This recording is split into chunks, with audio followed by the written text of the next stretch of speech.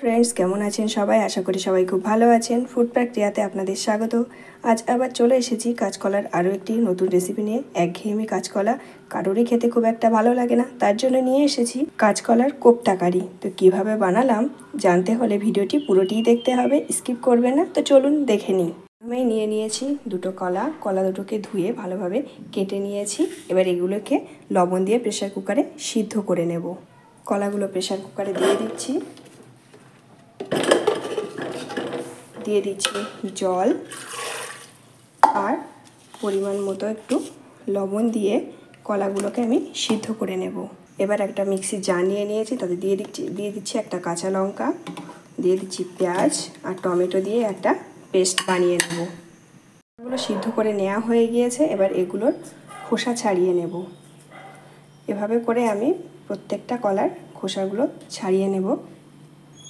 কলাগুলো ছিলে একটু ম্যাশ করে নিয়েছি। এবার এর মধ্যে কিছু শুকনো মশলা দিয়ে দেবো। দিয়ে দিচ্ছি অল্প পরিমাণে একটু লবণ, দিচ্ছি একটু গোলমরিচের গুঁড়ো, একটু জিরে গুঁড়ো, লঙ্কার গুঁড়ো, আর দেবো সামান্য একটু হলুদের গুঁড়ো। আর এটা বাইন্ডিংয়ের জন্য আমি দিয়ে দিচ্ছি একটু বেসন, দিয়ে একসঙ্গে ভালো করে এভাবে একটু মেখে নেব। এটা ভালোভাবে মেখে নেওয়া হয়ে গিয়েছে। এবার হাতে আমি একটু তেল লাগিয়ে নেব। তেলটা দিয়ে এখান থেকে একটু একটু করে এরকম একটু লেচি কেটে নিয়ে এটা শেপ দিয়ে নেব। আপনারা চাইলে যেমন খুশি তেমন শেপ দিয়ে নিতে পারেন। আমি এরকম গোল গোল শেপ দিয়ে নিচ্ছি।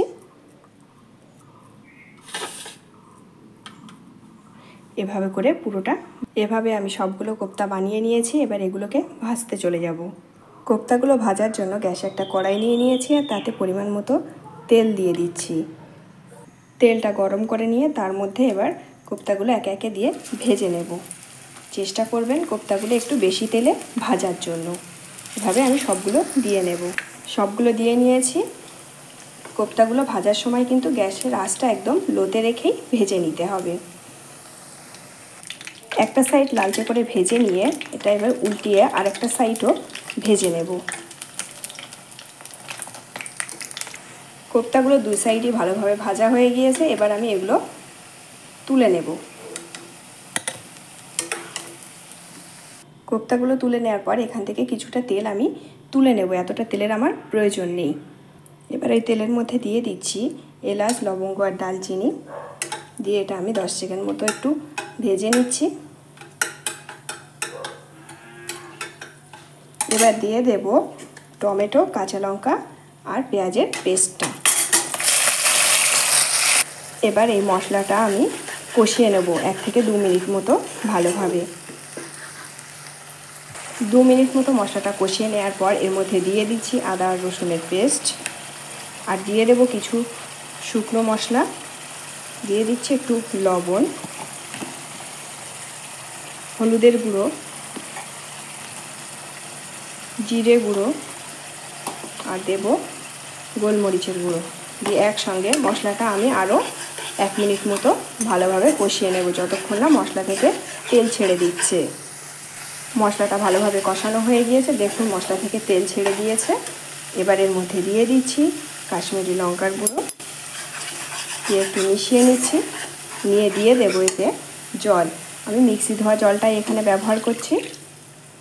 দিয়ে জলটা একটু ফুটতে দেব। ঝোলটা ফুটে গিয়েছে। এবার ভেজে রাখা কোপ্তাগুলো এর মধ্যে দিয়ে দেব। দিয়ে আমি 5 মিনিট মতো লো ফ্লেমে এটা রেখে দেব। ফিরে এলাম 5 মিনিট বাদে। এবার ঢাকনাটা খুলে নিচ্ছি, খুলে একটু নেড়ে দিচ্ছি এভাবে। আর দিয়ে দেব একটু গরম মশলার গুঁড়ো। গরম মশলার গুঁড়োটা কিন্তু দিতে ভুলবেন না। দিয়ে দিচ্ছি একটু ঘি আর অল্প একটু ধনিয়া পাতা কুচি, আর দিচ্ছি খুব সামান্য কয়েক দানা চিনি। চিনিটা অপশনাল, না চাইলে নাও দিতে পারেন। এবার এটা ঢাকনা দিয়ে ঢেকে আরও 1 মিনিট মতো আমি লো ফ্লেমে রেখে দেব। ফিরে এলাম 1 মিনিট বাদে। এবার ঢাকনাটা খুলে নিচ্ছি, খুলে একটু নেড়ে দিচ্ছি। কোপ্তাটা পুরো রান্না হয়ে গিয়েছে। এবার এটা আমি গ্যাস বন্ধ করে দিয়ে ঢাকনা দিয়ে কিছুক্ষণ রেখে তারপর সার্ভ করে নেব। আমি এটা কড়াই থেকে নামিয়ে নিয়েছি। কত সহজেই বানানো হয়ে গেল কাঁচকলার কোপ্তা কারি। দেখলে সহজে বোঝাই যাবে না যে এটা কাঁচকলার কোপ্তা কারি। তো এভাবে একবার হলেও বাড়িতে বানিয়ে দেখার অনুরোধ রইল। আর আমার ভিডিওটি যদি আপনাদের ভালো লেগে থাকে লাইক করবেন, কমেন্ট করে জানাবেন, আর আমার ভিডিওটা শেয়ার করে দেবেন। আর নতুন নতুন ভিডিও দেখার জন্য আমার চ্যানেলটিকে সাবস্ক্রাইব করে রাখবেন।